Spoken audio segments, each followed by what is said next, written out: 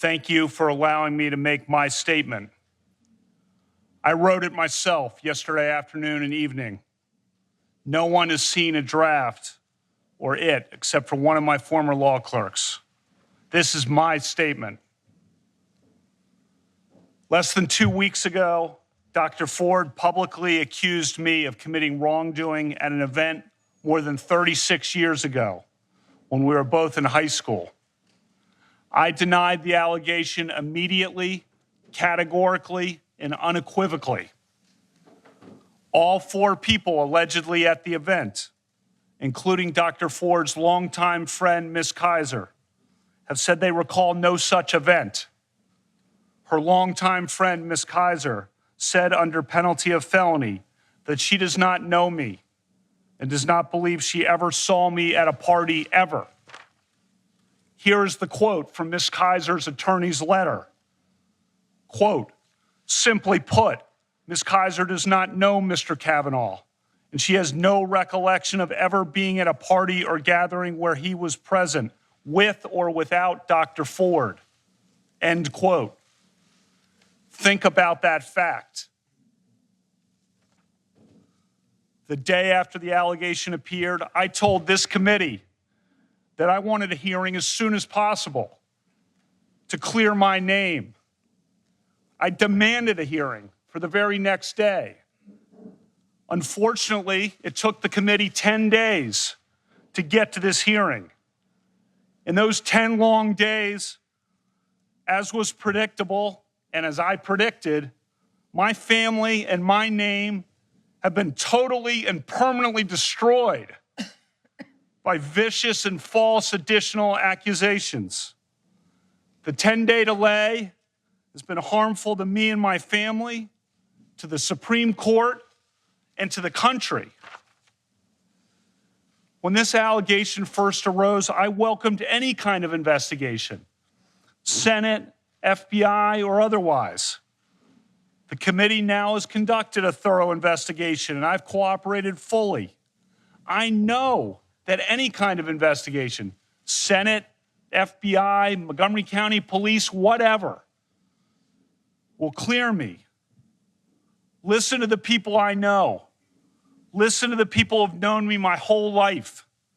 Listen to the people I've grown up with and worked with and played with and coached with and dated and taught and gone to games with and had beers with. And listen to the witnesses who allegedly were at this event 36 years ago. Listen to Ms. Kaiser. She does not know me. I was not at the party described by Dr. Ford. This confirmation process has become a national disgrace. The Constitution gives the Senate an important role in the confirmation process, but you have replaced advice and consent with search and destroy. Since my nomination in July, there's been a frenzy on the left to come up with something, anything, to block my confirmation. Shortly after I was nominated, the Democratic Senate leader said he would, quote, oppose me with everything he's got. A Democratic senator on this committee publicly referred to me as evil. Evil. Think about that word. And said that those who supported me were, quote, complicit in evil. Another Democratic senator on this committee said, quote, Judge Kavanaugh is your worst nightmare. A former head of the Democratic National Committee said, quote, Judge Kavanaugh will threaten the lives of millions of Americans for decades to come. I understand the passions of the moment, but I would say to those senators, your words have meaning. Millions of Americans listened carefully to you. Given comments like those, is it any surprise that people have been willing to do anything, to make any physical threat against my family, to send any violent email to my wife, to make any kind of allegation against me and against my friends, to blow me up and take me down. You sowed the wind. For decades to come, I fear that the whole country will reap the whirlwind. The behavior of several of the Democratic members of this committee at my hearing a few weeks ago was an embarrassment. But at least it was just a good old-fashioned attempt at borking. Those efforts didn't work. When I did at least okay enough at the hearings that it looked like I might actually get confirmed, a new tactic was needed. Some of you were lying in wait and had it ready. This first allegation was held in secret for weeks by a Democratic member of this committee and by staff. It would be needed only if you couldn't take me out on the merits. When it was needed, this allegation was unleashed and publicly deployed over Dr. Ford's wishes. And then, as no doubt was expected, if not planned, came a long series of false last-minute smears designed to scare me and drive me out of the process before any hearing occurred. Crazy stuff. Gangs, illegitimate children, fights on boats in Rhode Island. All nonsense, reported breathlessly and often uncritically by the media. This has destroyed my family and my good name. A good name built up through decades of very hard work and public service at the highest levels of the American government.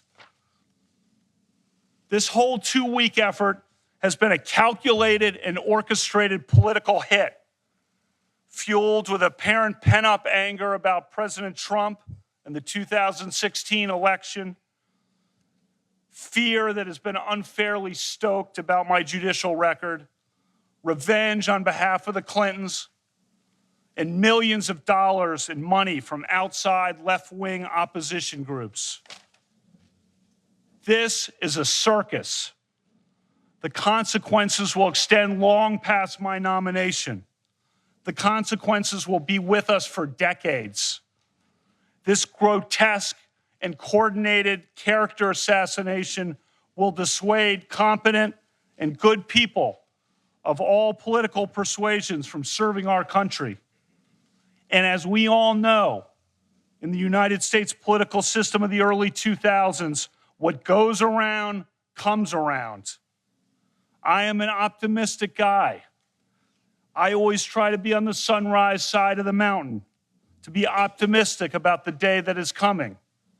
But today, I have to say that I fear for the future. Last time I was here, I told this committee that a federal judge must be independent, not swayed by public or political pressure. I said I was such a judge, and I am. I will not be intimidated into withdrawing from this process. You've tried hard. You've given it your all. No one can question your effort. But your coordinated and well-funded effort to destroy my good name and destroy my family will not drive me out. The vile threats of violence against my family will not drive me out. You may defeat me in the final vote, but you'll never get me to quit. Never. I'm here today to tell the truth. I've never sexually assaulted anyone. Not in high school, not in college, not ever. Sexual assault is horrific.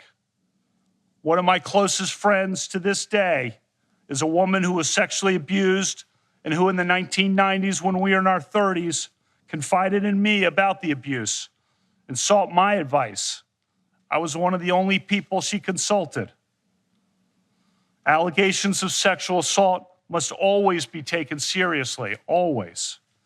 Those who make allegations always deserve to be heard. At the same time, the person who is the subject of the allegations also deserves to be heard. Due process is a foundation of the American rule of law. Due process means listening to both sides.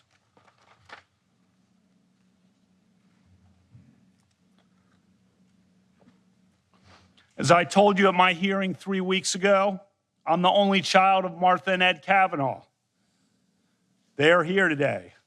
When I was 10, my mom went to law school, and as a lawyer, she worked hard and overcame barriers, including the workplace sexual harassment that so many women faced at the time and still face today. She became a trailblazer, one of Maryland's earliest women prosecutors and trial judges. She and my dad taught me the importance of equality and respect for all people, and she inspired me to be a lawyer and a judge. Last time I was here, I told you that when my mom was a prosecutor and I was in high school, she used to practice her closing arguments at the dining room table on my dad and me. As I told you, her trademark line was, "Use your common sense. What rings true? What rings false?" Her trademark line is a good reminder as we sit here today, some 36 years after the alleged event occurred, when there is no corroboration, and indeed it is refuted by the people allegedly there.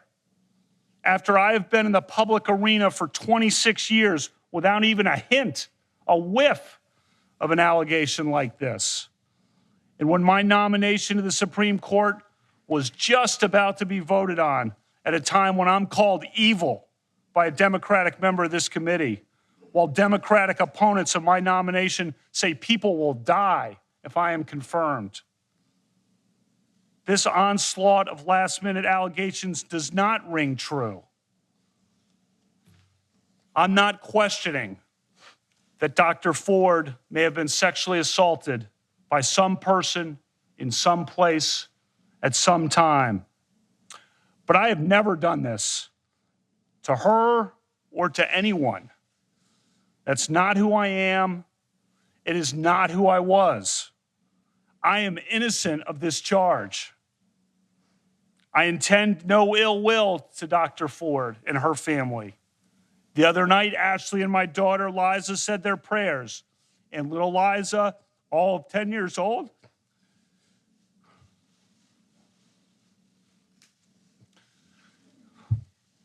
said to Ashley, "We should pray for the woman."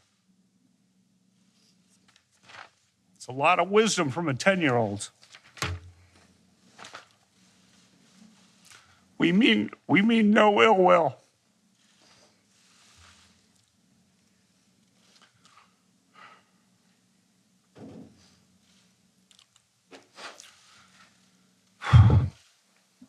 First, let's start with my career.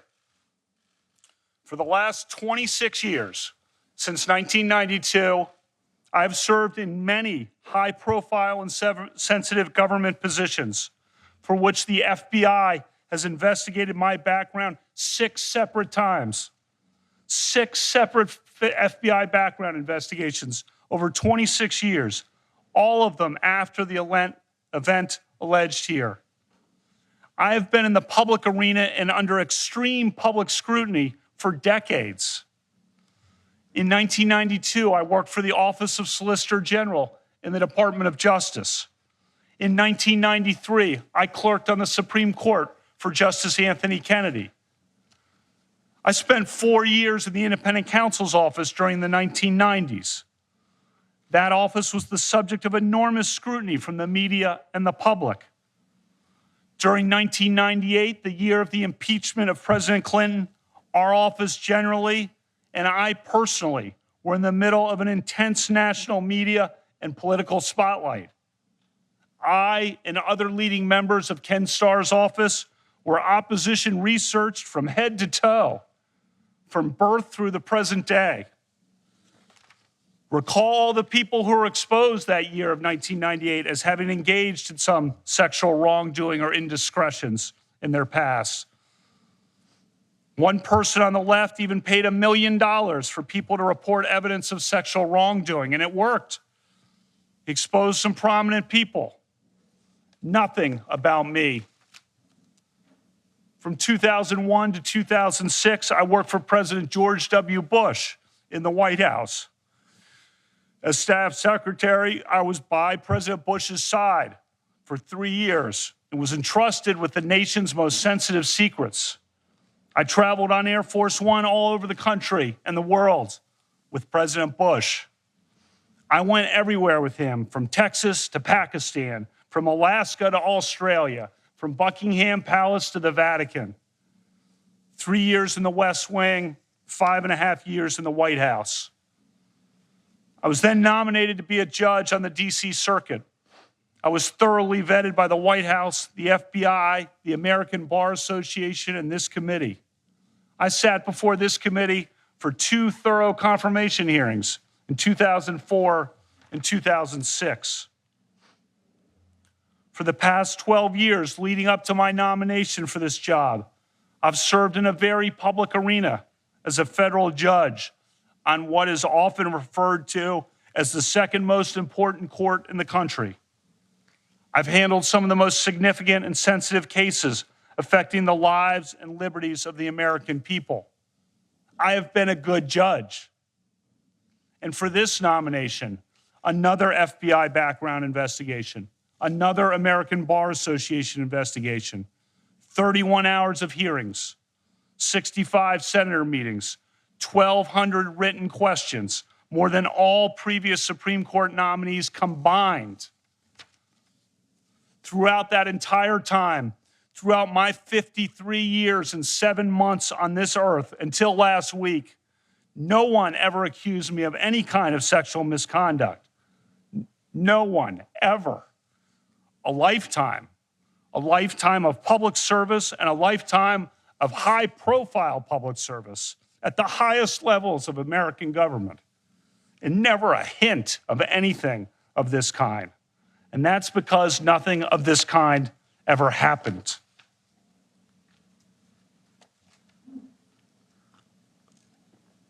Second, let's turn to specifics. I categorically and unequivocally deny the allegation against me by Dr. Ford.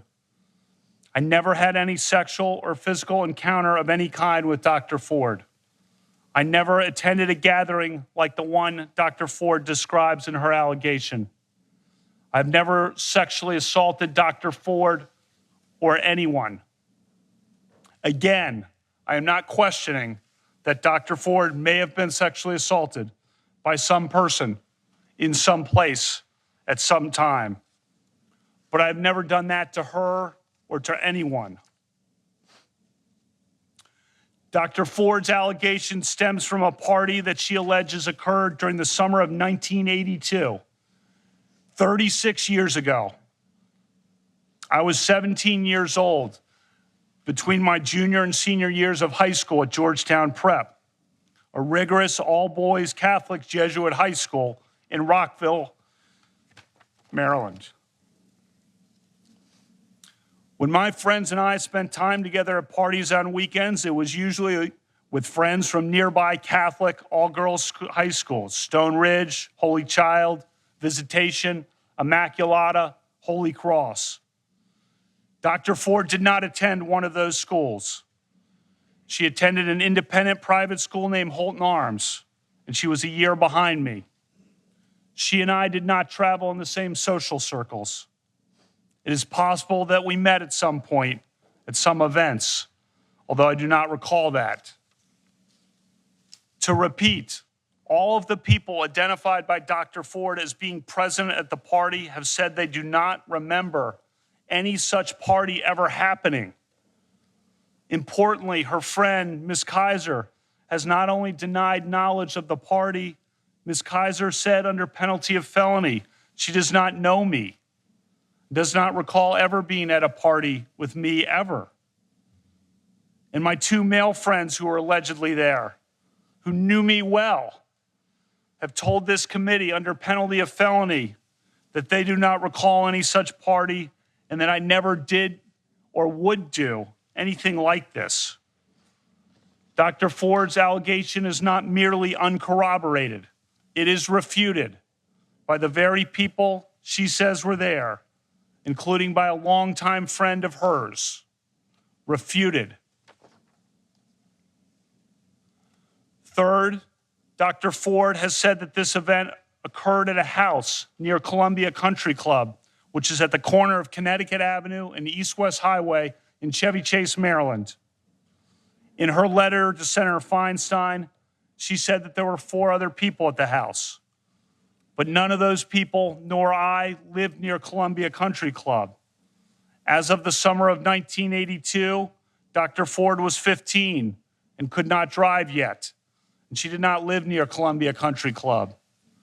She says confidently that she had 1 beer at the party, but she does not say how she got to the house in question, or how she got home, or whose house it was. Fourth, I've submitted to this committee detailed calendars recording my activities in the summer of 1982. Why did I keep calendars? My dad started keeping detailed calendars of his life in 1978.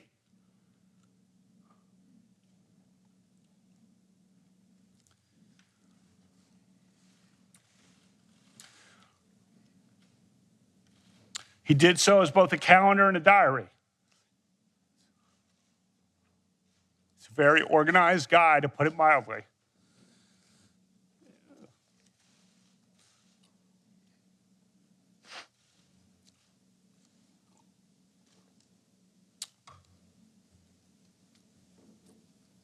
Christmas time, we sit around and he regales us with old stories. Old milestones, old weddings, old events from his calendars.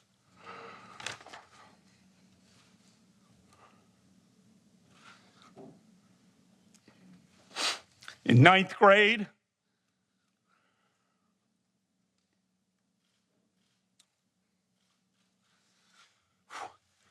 in 1980, I started keeping calendars of my own. For me also, it's both a calendar and a diary. I've kept such calendars, diaries for the last 38 years. Mine are not as good as my dad's in some years. And when I was a kid, the calendars are about what you would expect from a kid. Some goofy parts, some embarrassing parts. But I did have the summer of 1982 documented pretty well. The event described by Dr. Ford presumably happened on a weekend, because I believe everyone worked and had jobs in the summers. And in any event, a drunken early evening event of the kind she describes presumably happened on a weekend. If it was a weekend, my calendars show that I was out of town almost every weekend night before football training camp started in late August. The only weekend nights that I was in D.C. were Friday, June 4, when I was with my dad at a pro golf tournament.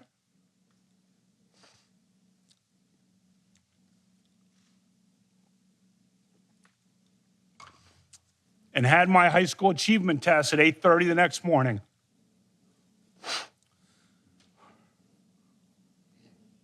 I also was in D.C. on Saturday night, August 7th. But I was at a small gathering at Becky's house in Rockville with Matt, Denise, Lori, and Jenny. Their names are all listed on my calendar. I won't use their last names here. And then on the weekend of August 20 to 22nd, I was staying at the Garretts with Pat and Chris as we did final preparations for football training camp that began on Sunday the 22nd. As the calendars confirm, that weekend before a brutal football training camp schedule was no time for parties. So let me emphasize this point. If the party described by Dr. Ford happened in the summer of 1982 on a weekend night, my calendar shows all but definitively that I was not there. During the weekdays in the summer of 1982, as you can see, I was out of town for 2 weeks of the summer for a trip to the beach with friends and at the legendary 5-star basketball camp in Honesdale, Pennsylvania.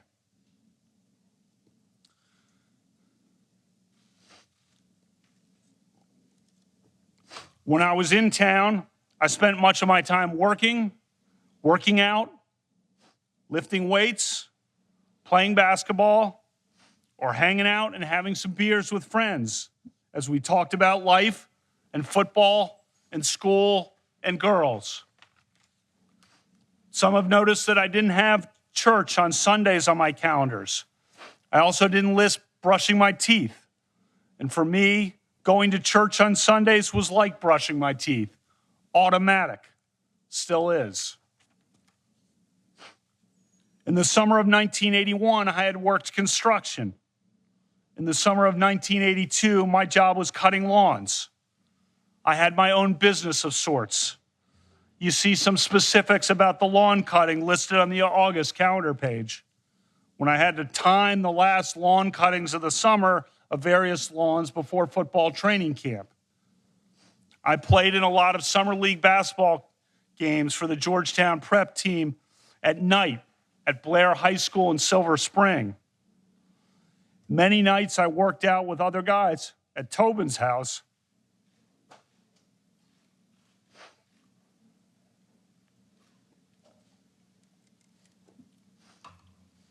He was the great quarterback on our football team. And his dad ran workouts. Or lifted weights at Georgetown Prep in preparation for the football season. I attended and watched many sporting events, as is my habit to this day. The calendars show a few weekday gatherings at friends' houses after a workout or just to meet up and have some beers. But none of those gatherings included the group of people that Dr. Ford has identified. And as my calendars show, I was very precise about listing who was there. Very precise. And keep in mind, my calendars also were diaries of sorts, forward-looking and backward-looking, just like my dad's. You can see, for example, that I crossed out missed workouts and the canceled doctor's appointments, and that I listed the precise people who had shown up for certain events. The calendars are obviously not dispositive on their own, but they are another piece of evidence in the mix for you to consider.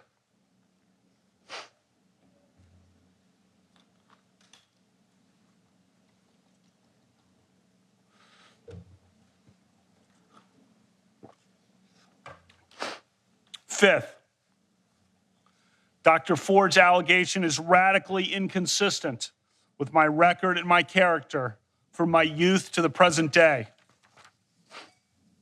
As students at an all-boys Catholic Jesuit school, many of us became friends and remain friends to this day with students at local Catholic all-girls schools. One feature of my life that has remained true to the present day is that I've always had a lot of close female friends. I'm not talking about girlfriends.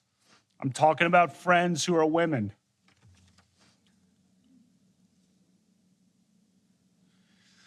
That started in high school. Maybe it was because I'm an only child and had no sisters. But anyway, we had no social media or text or email, and we talked on the phone. I remember talking almost every night, it seemed, to my friends Amy or Julie.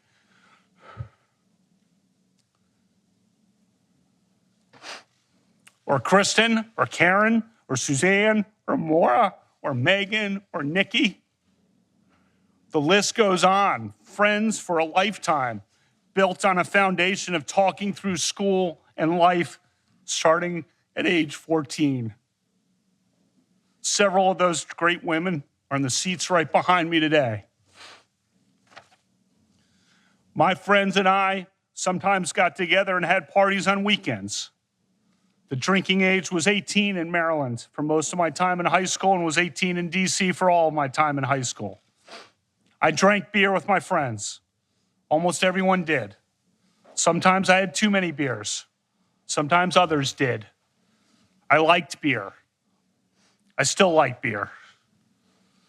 But I did not drink beer to the point of blacking out, and I never sexually assaulted anyone.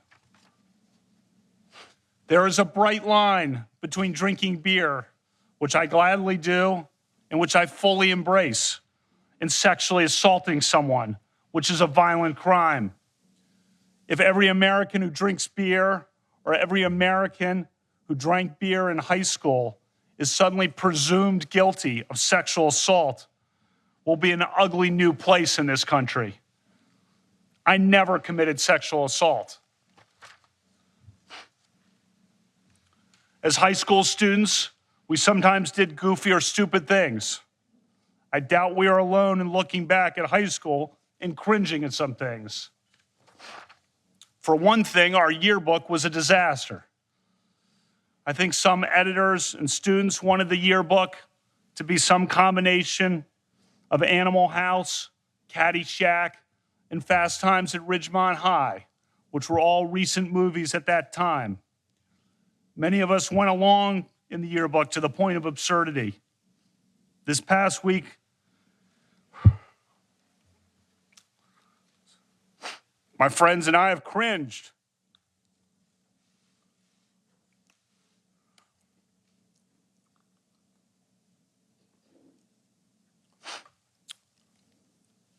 When we read about it and talked to each other.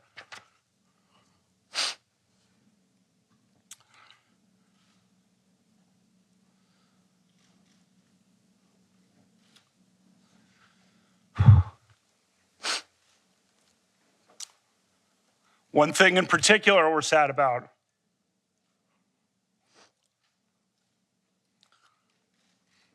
One of our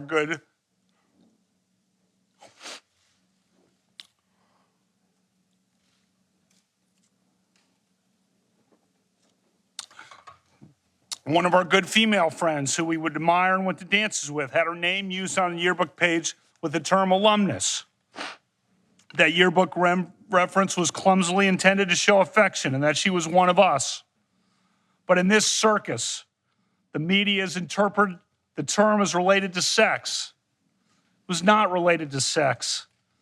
As the woman herself noted to the media on the record, she and I never had any sexual interaction at all. I'm so sorry to her for that yearbook reference.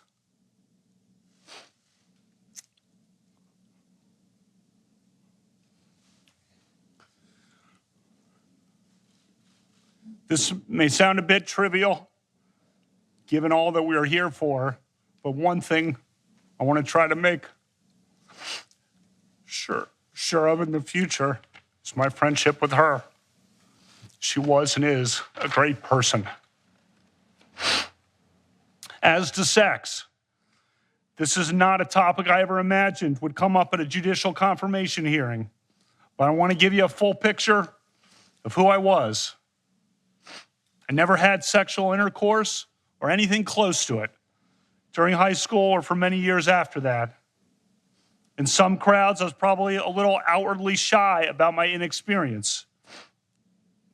Tried to hide that. At the same time, I was also inwardly proud of it. For me and the girls who I was friends with, that lack of major or rampant sexual activity in high school was a matter of faith and respect and caution. The committee has a letter from 65 women who knew me in high school.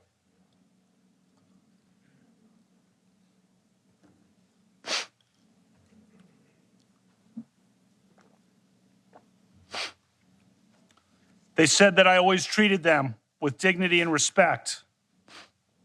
That letter came together in one night, 35 years after graduation, while a sexual assault allegation was pending against me in a very fraught and public situation where they knew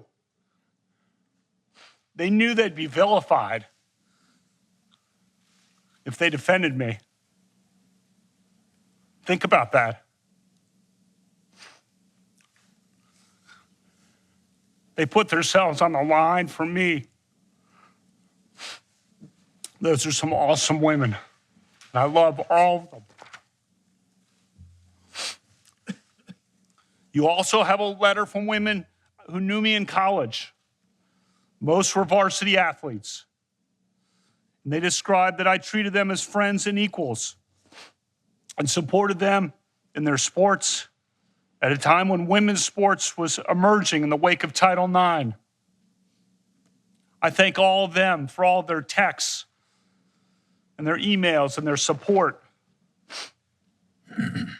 One of those women friends from college, a self-described liberal and feminist, sent me a text last night that said, quote, "Deep breaths.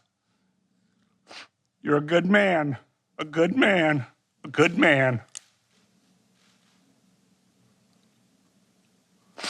A text yesterday from another of those women friends from college said, quote, "Brett, be strong, pulling for you to my core."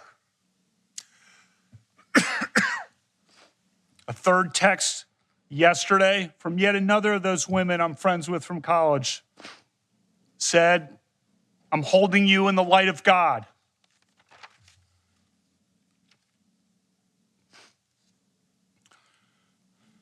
As I said in my opening statement the last time I was with you, cherish your friends, look out for your friends, lift up your friends, love your friends. I've felt that love more over the last 2 weeks than I ever have in my life. I thank all my friends. I love all my friends. Throughout my life, I've devoted huge efforts to encouraging and promoting the careers of women. I will put my record up against anyone's, male or female.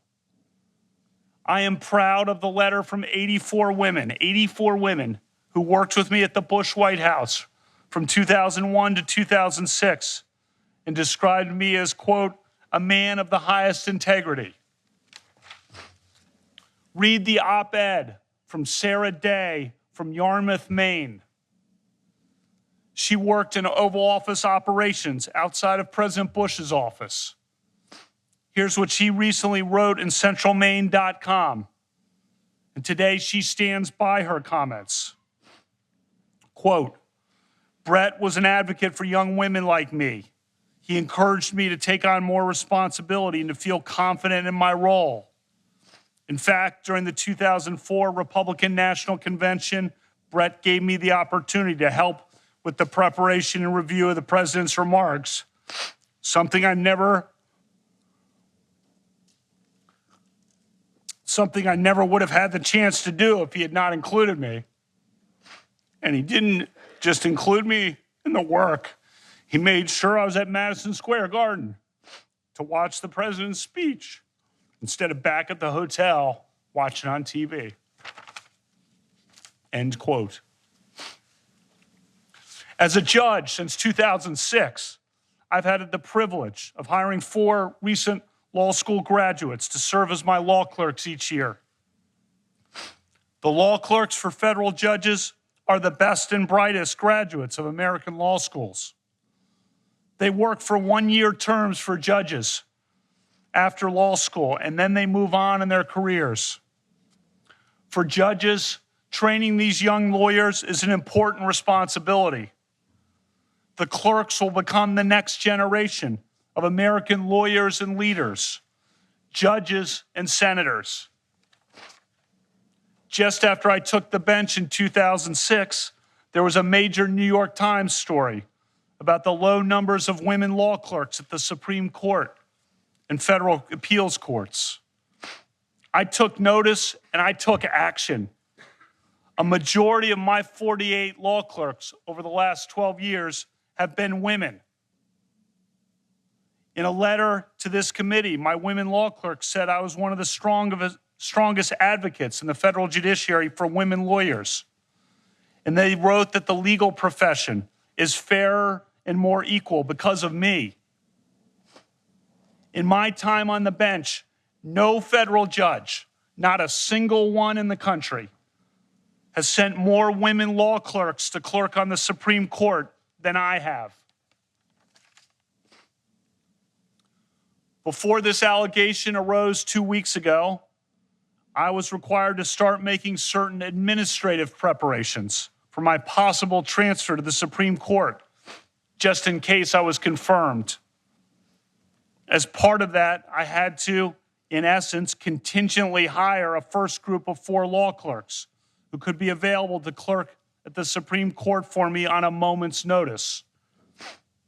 I did so and contingently hired 4 law clerks. All 4 are women. If confirmed, I'll be the first justice in the history of the Supreme Court to have a group of all women law clerks.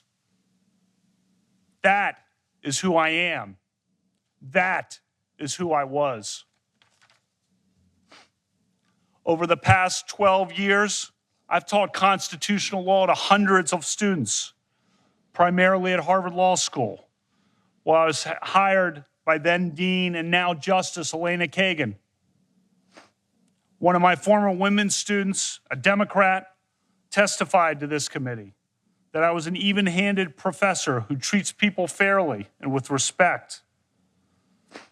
In a letter to this committee, my former students, male and female alike, wrote that I displayed a character that impressed us all. I love teaching law, but thanks to what some of you on this side of the committee have unleashed, I may never be able to teach again.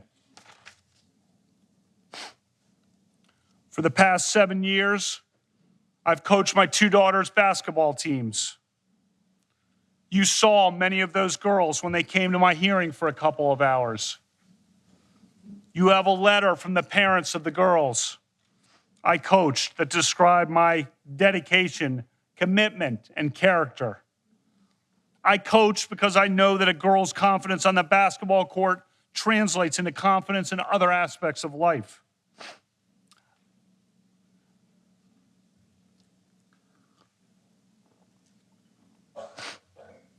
I love coaching more than anything I've ever done in my whole life. But thanks to what some of you on this side of the committee have unleashed, I may never be able to coach again.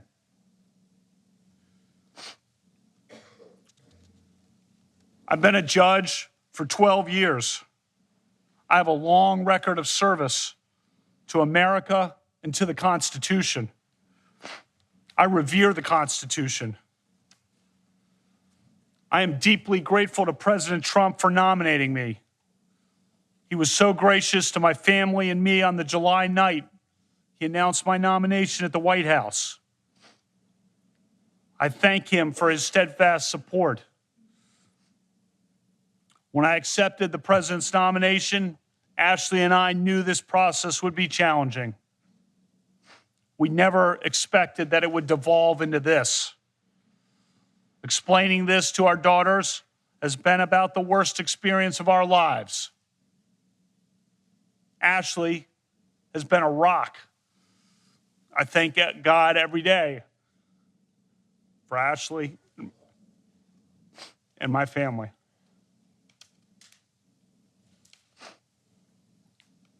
We live in a country devoted to due process and the rule of law. That means taking allegations seriously. But if the mere allegation, the mere assertion of an allegation, a refuted allegation from 36 years ago, is enough to destroy a person's life and career, we will have abandoned the basic principles of fairness and due process that define our legal system and our country. I ask you to judge me by the standard that you would want applied to your father, your husband, your brother, or your son.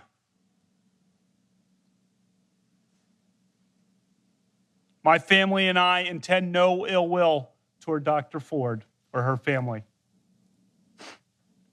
But I swear today, under oath, before the Senate and the nation, before my family and God, I am innocent of this charge. Thank you, Judge Kavanaugh. Before we start questions, I won't repeat what I said this morning, but we'll do it the same way as we did for Dr. Ford, and 5-minute rounds. And so we will start with Ms. Mitchell.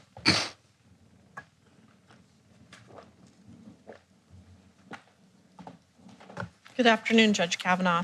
We have not met. My name is Rachel Mitchell. I'd like to go over a couple of guidelines for our question and answer session today. If I ask a question, Yeah, I'm ready. okay. All If I right, ask a so question- Brett and I I ask a clearly question, have you strong will not understand. opinions and some analysis to share with you regarding Kavanaugh's opening statement. I don't want to do that now, considering the fact that the questioning has already begun. Well, right now she's outlining the same way she outlined to the previous Christine Blasey Ford about Yeah. it, saying if you have any problems. So let's just quickly do as much as we can while we wait for the other line of questioning that will come from both Democrats and I'm guessing Rachel Mitchell on the Republican side. Okay, so that was an incredibly long opening statement from Brett Kavanaugh, and it began with the strategy of anger, and then later he was crying, he was sobbing, lots of water drinking, and there were some lies, or at least some inconsistencies in his opening statement that I do want to touch on. So first, he did touch on the yearbook that was called into question. There were references to Renate alumnus in the yearbook, and his personal page also included that. There has been evidence to show that the reference to Renate was meant to brag about so-called sexual conquests, and he made it seem as though, no, this was all an attempt to show our admiration and affection for her. I mean, who believes that? Who believes that? Really? Do you really believe that?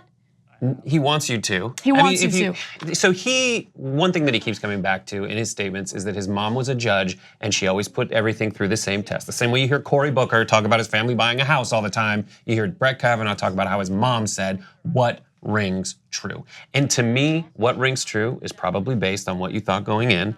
But in this, nothing he says internally rings true. The thing that rings true to me is I heard her give her speech.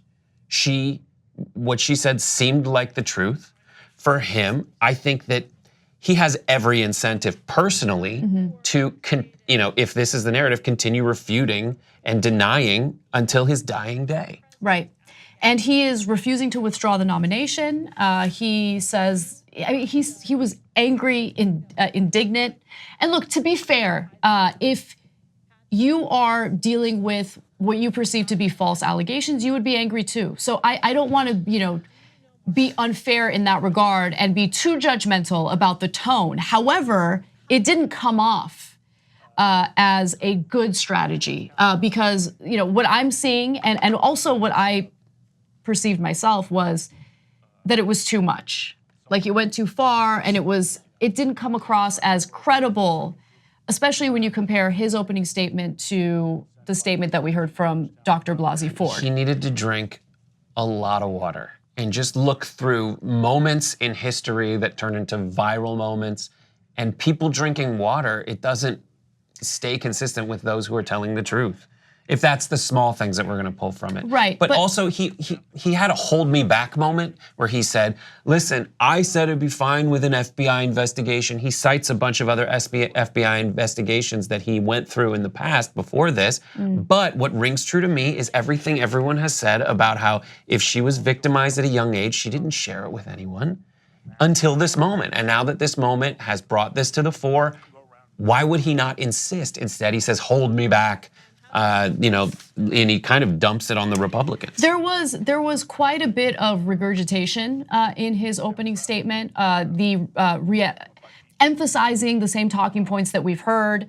The talking point about how, he also wants to appear sensitive to the sexual assault allegations while simultaneously denying that he was the one who did anything wrong. He says that he believes that she's been victimized, but says that it wasn't him. It might have been someone else. It's so ridiculous to say that. And Dr. Blasey Ford has already addressed that. She addressed it in the line of questioning that she had to deal with from Mitchell, the prosecutor that the Republicans hired.